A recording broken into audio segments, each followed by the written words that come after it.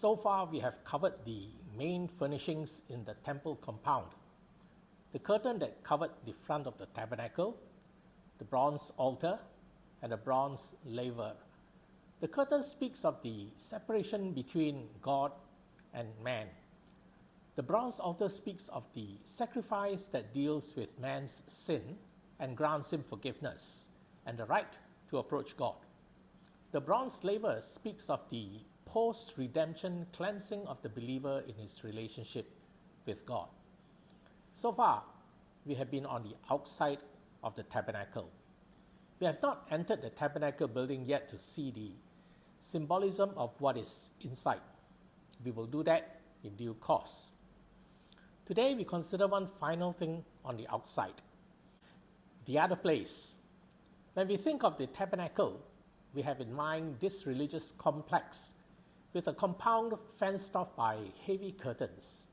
Within this compound was the environment in which the priests worked. A single building stands inside the compound.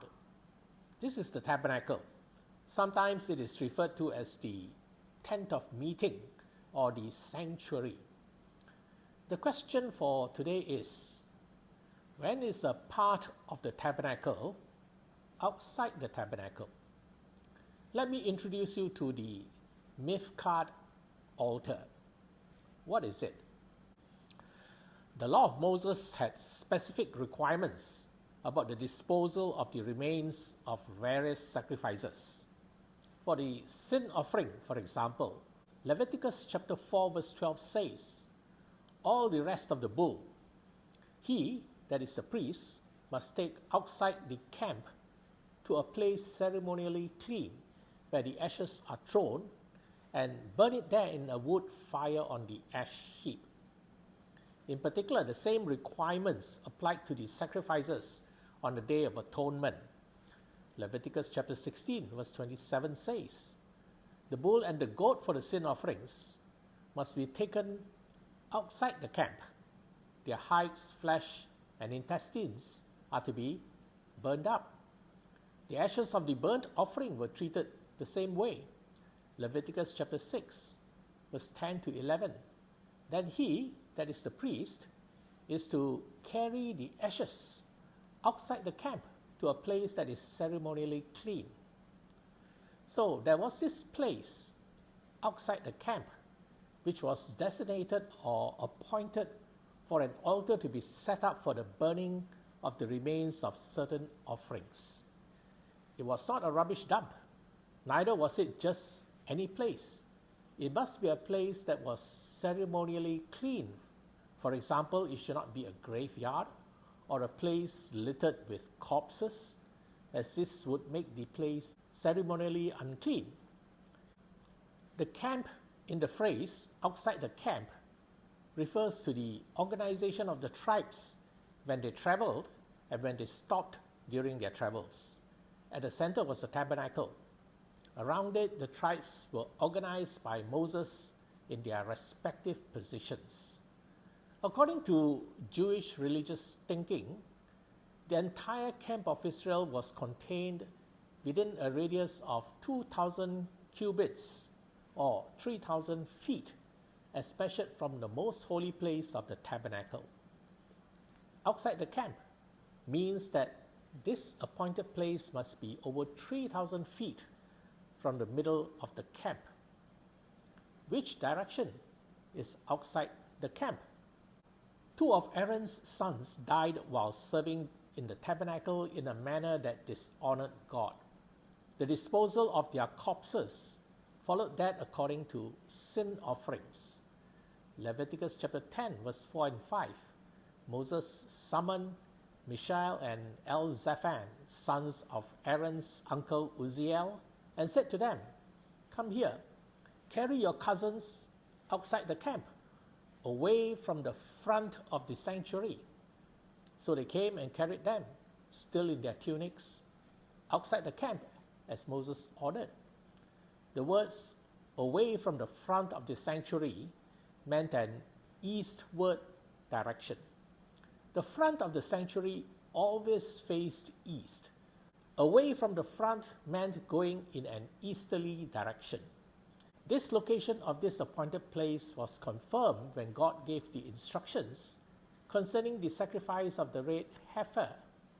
Ashes from a red heifer was required for the preparing of the waters of purification that was needed to purify the priests.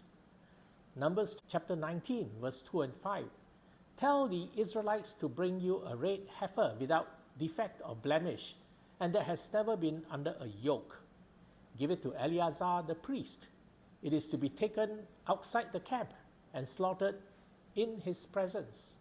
Then Eleazar the priest is to take some of his blood on his finger and sprinkle it 7 times towards the front of the tent of the meeting. While he watches, the heifer is to be burned. The red heifer was taken outside the camp. It would be about 3,000 feet east of the tabernacle. We know this because the priest was to take some of the blood on his finger and sprinkle it 7 times towards the front of the tent of meeting. This means that when the priest killed the red heifer, he could see the front of the tabernacle in order to sprinkle the blood in that direction. This means that he would have to be east of the tabernacle. Verse 3 not only says the red heifer was to be taken outside the camp, but that it was to be slaughtered in his presence.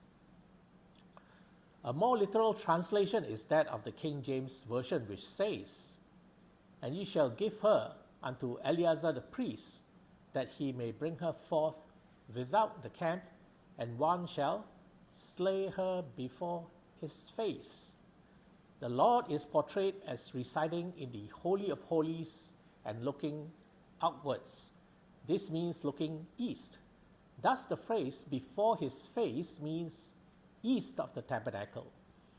Therefore, wherever the Israelites camped, there would be a particular site that was specially appointed for the use of the tabernacle to establish an altar for the sacrifice of the red heifer.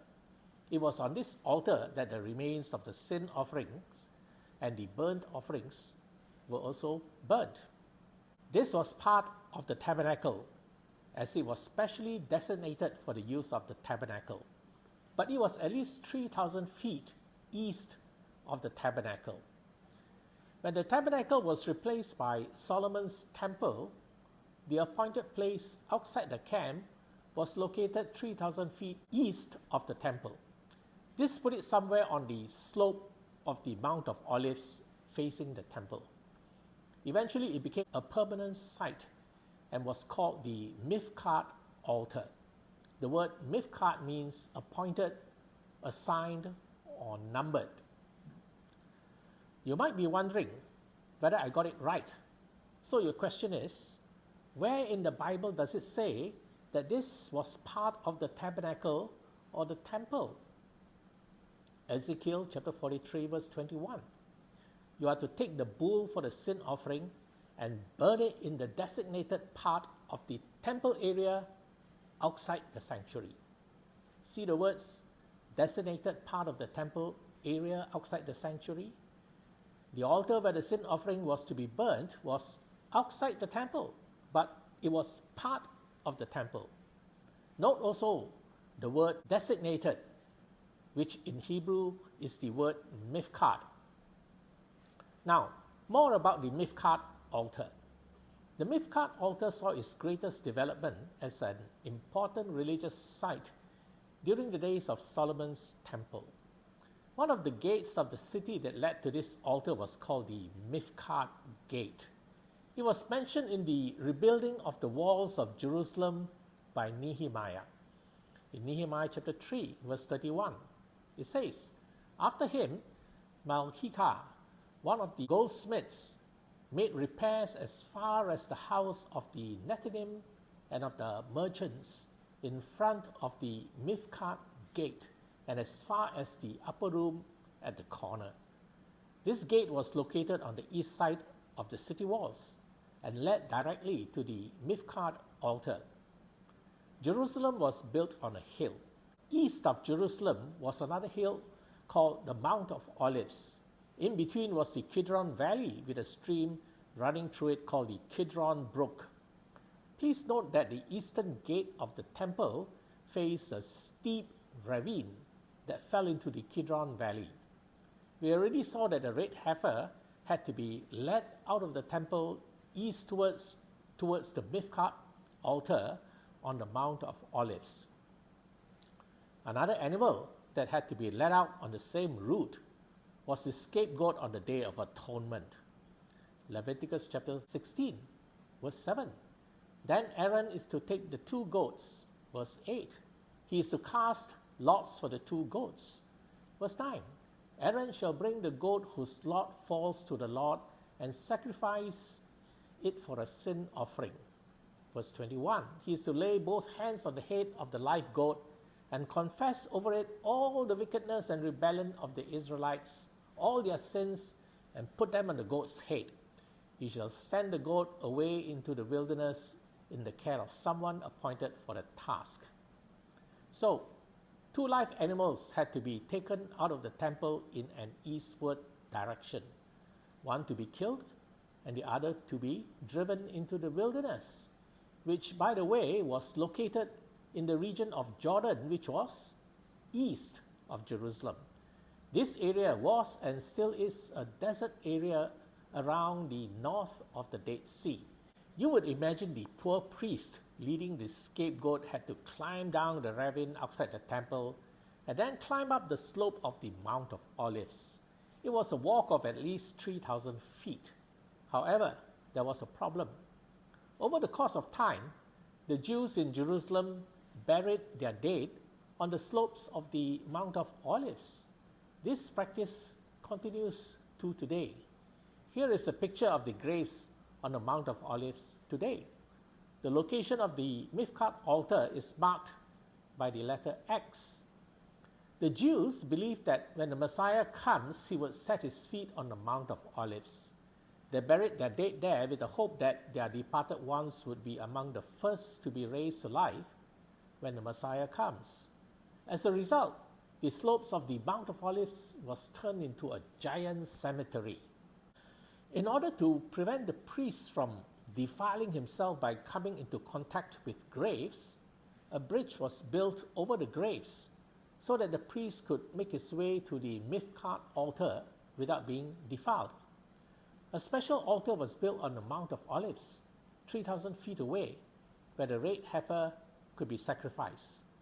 From there, the priest could see the entrance to the temple and be able to sprinkle blood from the sacrifice in the direction of the temple.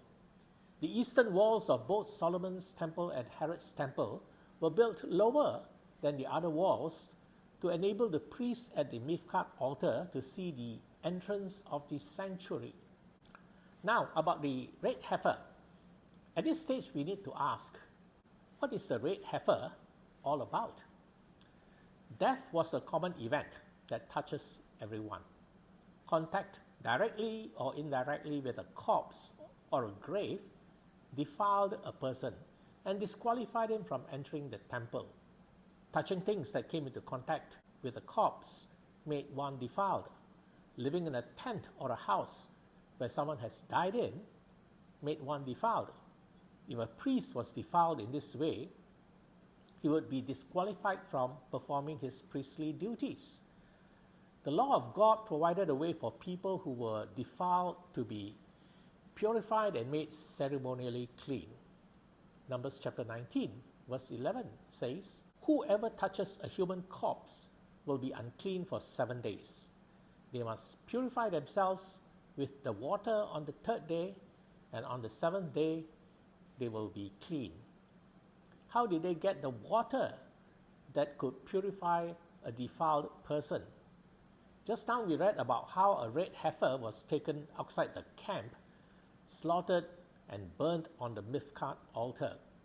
Now, Numbers chapter 19 verse 17 says, "For the unclean person, put some ashes from the burned purification offering into a jar and pour fresh water over them.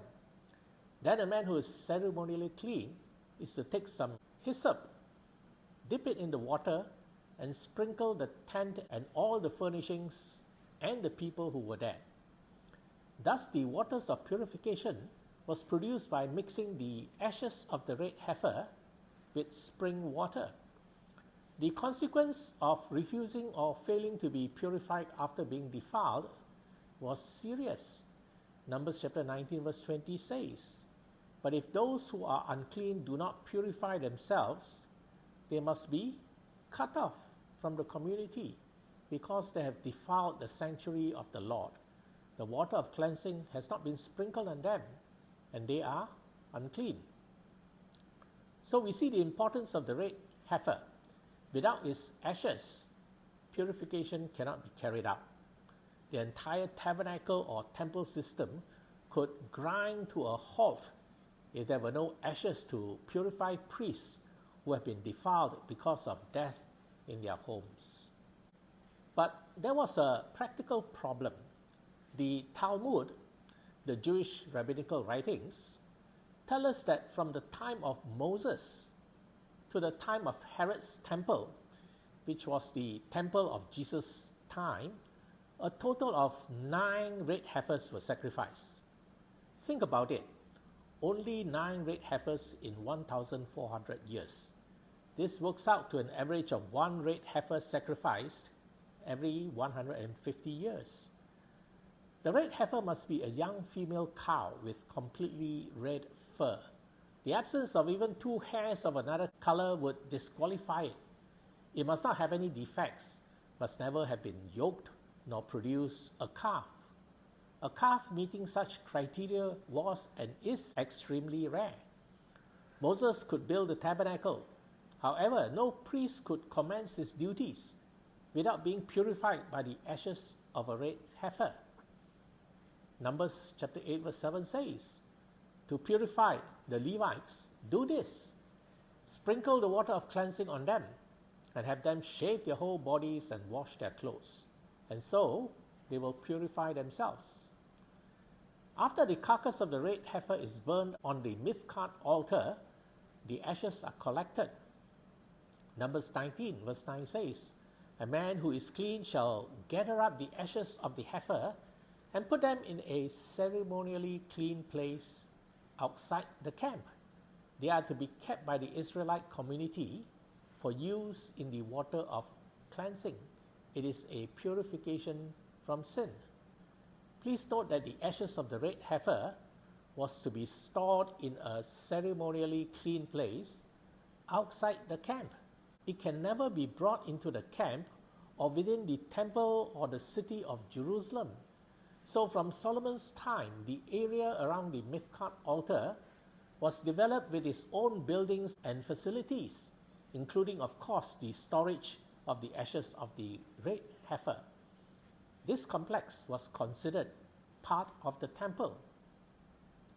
Now we consider the area around the Miphkad altar. This general area was also the site for a number of things. The gate leading to the Miphkad altar was also called the inspection gate or the muster gate. It so happens that on this general location on the Mount of Olives, King David would assemble or muster or inspect his troops. During the time of Jesus, the area around the Miphkad altar was an extension of the temple. There were administrative offices for the keeping of ledgers and the conducting of censuses. Pilgrims coming to the temple registered themselves at this place for purposes of payment of the temple tax. Judgments of the Sanhedrin were also carried out there. Somewhere there, the ashes of the red heifer was kept. The Miphkad gate was also called the Gate of the Gathering. This was because this same area was also the site by which the census of the country was carried out. The word Miphkad also means to number. During one of the censuses carried out by David, we read this, 2 Samuel chapter 24 verse 9. Joab reported the number of the fighting men to the king. In Israel, there were 800,000 able-bodied men who could handle a sword, and in Judah, 500,000. Miphkad also means numbering, as in the sense of taking a census. Thus, the Miphkad gate was also called the numbering gate because of its role in the taking of a census. Ancient censuses were not carried out like a modern census with workers going from house to house or by online registration. The ancient practice was to gather citizens in one place to be counted. The first census ever carried out in Israel provided the standard operating procedures for all subsequent censuses. After Moses' victory over the Midianite army, we read in Numbers chapter 31, Moses, Eleazar the priest, and all the leaders of the community went to meet them outside the camp. Anyone who has killed someone or touched someone who has been killed must stay outside the camp 7 days. On the third and the seventh day, you must purify yourselves and your captives. Verse 26, you and Eleazar the priest and the family heads of the community are to count all the people and animals that were captured. Divide the spoils equally between the soldiers who took part in the battle and the rest of the community. The purpose of the census carried out by Moses was to establish the numbers of the soldiers so that the spoils of war may be distributed. The more important thing for us to note is this. Firstly, the census was carried out outside the camp. This means a spot 3,000 feet east of the tabernacle. Secondly, the soldiers were to remain outside the camp because they were defiled. Namely, they had come into contact with dead bodies after their battle with the Midianites. They were required to go through the purification process that we just read about when we looked at the red heifer. When Jerusalem became the capital of Israel, the city became the camp. At the heart of the city was the temple. The spot considered to be outside the camp was the area 3,000 feet east of God's presence in the Holy of Holies. This meant the ridge on the Mount of Olives directly east of the temple. Why were censuses taken at this place and not in the city of Jerusalem? Simple. Numbers chapter 5, verse 1 to 4 says, the Lord said to Moses, command the Israelites to send away from the camp anyone who has a defiling skin disease or a discharge of any kind, or who is ceremonially unclean because of a dead body. Send away male and female alike. Send them outside the camp, so they will not defile the camp where I dwell among them. The Israelites did so. They sent them outside the camp. They did just as the Lord had instructed Moses. A census must count everyone. Defiled people were not permitted to enter the city, but they must also be counted. Therefore, to count everyone, including defiled people, the census has to be taken outside the camp. This is where a certain name was given to the place where the census was taken. And we are introduced to it by the verse describing the first census ever conducted under Moses. Numbers chapter 1 verse 2 in the New International Version says, take a census of the whole Israelite community by their clans and families, listing everyone by name one by one. Now, this is a paraphrase of the original Hebrew text. However, if you translate every word in the Hebrew text literally, you will get something like what the King James Version says. Take ye the sum of all the congregation of the children of Israel after their families, by the house of their fathers, with the number of their names, every male by their polls.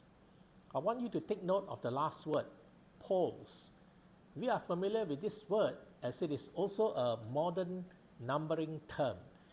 We use the word poll in the context of election, which is basically counting of votes.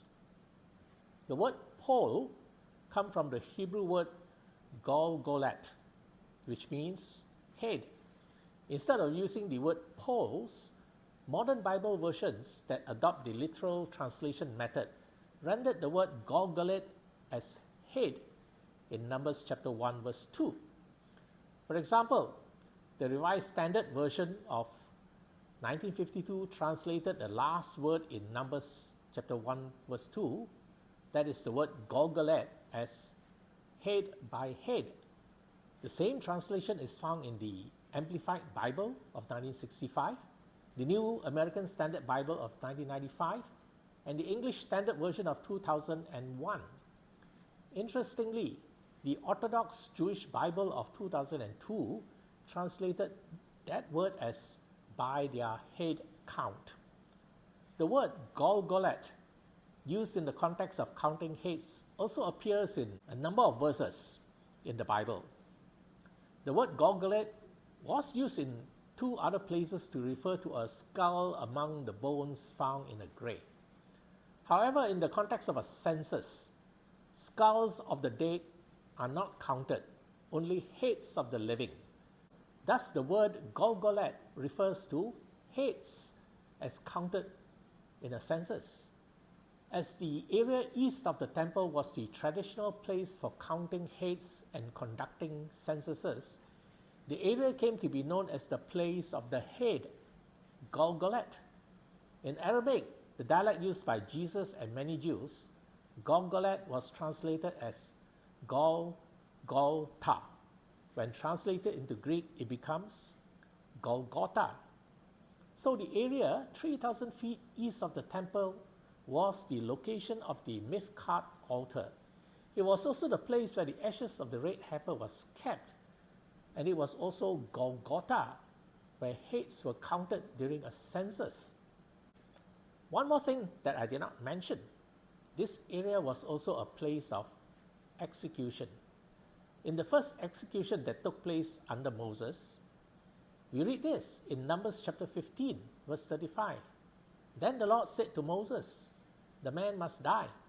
The whole assembly must stone him outside the camp." So the assembly took him outside the camp and stoned him to death, as the Lord commanded Moses. Golgotha was therefore also a place of execution. It was in this context that Golgotha was mentioned in the Gospels. For example, Matthew chapter 27, verse 33 to 35, they came to a place called Golgotha, which means the place of the skull. There they offered Jesus wine to drink, mixed with gall.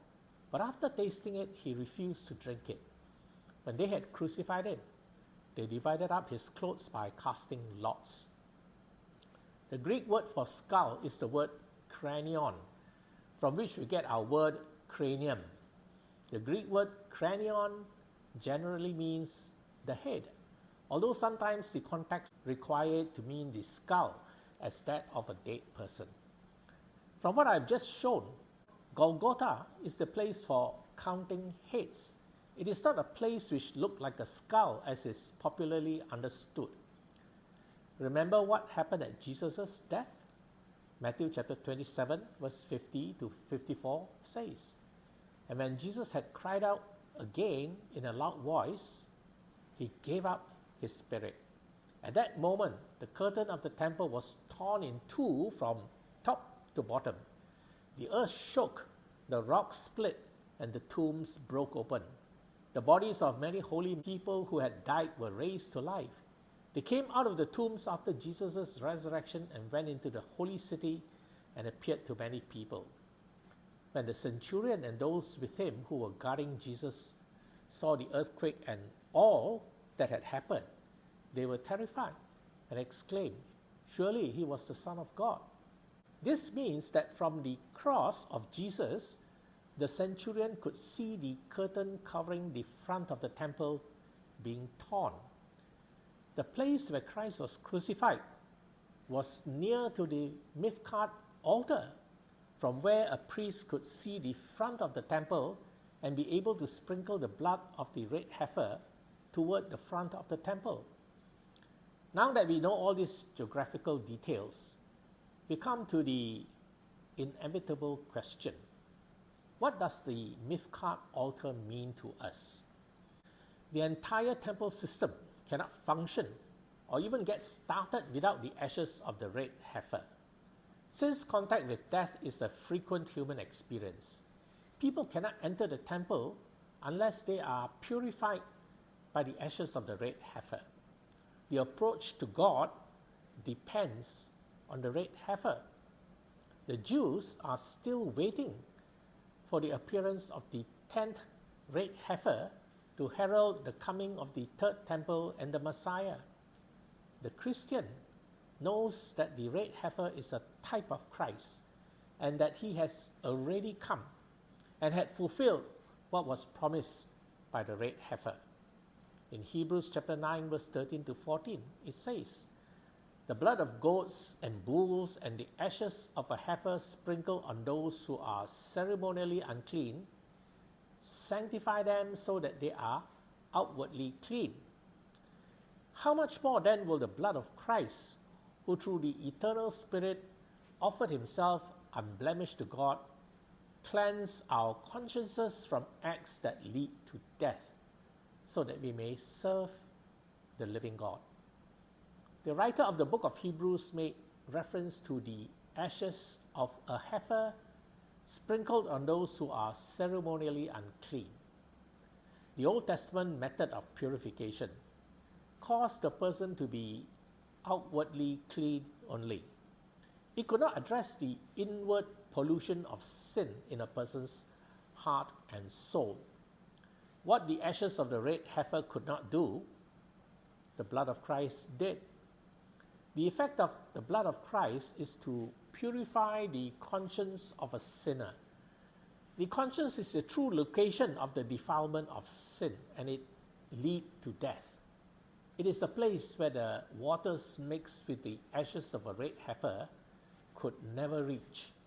The ultimate goal of this effective purification of the human conscience by Christ's blood is to make ready a people to serve the living God. The book of Hebrews also speaks of the Miphkad Altar on which the red heifer was sacrificed. Hebrews chapter 13 verse 10 to 13. "We have an altar from which those who minister at the tabernacle have no right to eat. The high priest carries the blood of animals into the most holy place as a sin offering, but the bodies are burned outside the camp. And so Jesus also suffered outside the city gate to make the people holy through his own blood. Let us then go to him outside the camp, bearing the disgrace he bore." The sacrifices offered on the Miphkad altar were burned completely. Unlike the other sacrifices, the priest may not eat from the sacrifices of this altar. Verse 10. The words "the bodies are burned outside the camp" in verse 11 specifically refer to the Miphkad altar on the Mount of Olives on which the red heifer was burned. Like the red heifer, Jesus suffered outside the city gate, verse 12, and outside the camp, verse 13. This passage ends by answering the question, if so, what should we do? The answer, let us then go to him outside the camp, bearing the disgrace he bore. Having been redeemed and our consciences purified, we are now servants of the living God. To serve him, we need to go to Jesus outside the camp. This means we are to identify with our Savior. We are to unite with him in spirit and service. We are to follow in his footsteps. In his service of God, Christ endured the worst of persecution and human suffering. Can we expect anything less? So we must be ready to join him as outcasts of the sinful human society. We are to share in his sufferings and be prepared to receive the ridicule of the world that he received first. The world that rejected Christ needs to hear the gospel. As people are told about their defilement by sin, may they yearn for deliverance. As they hear about the blood of Christ shed for their forgiveness and purification, may they then call on him for salvation. We thank God for Jesus Christ, the true red heifer, slain, his blood sprinkled, burned completely, and his ashes available for the purification of the human soul. Through him, we are brought near to God.